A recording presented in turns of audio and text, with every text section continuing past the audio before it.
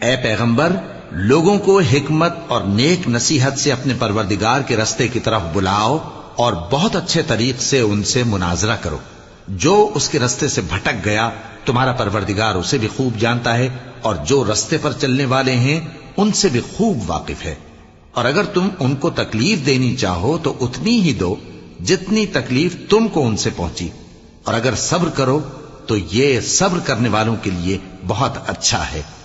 और सब्र ही करो, और तुम्हारा सब्र भी अल्लाह ही की मदद से है, और उनके बारे में गम न करो।